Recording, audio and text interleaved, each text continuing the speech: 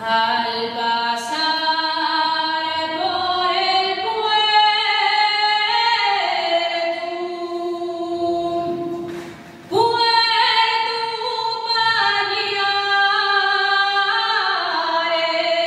Pañares, me encontré con un viejo guindando vaques.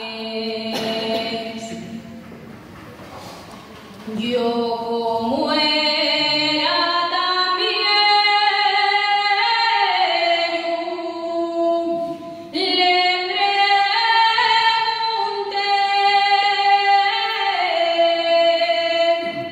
si quiero dormir la siesta.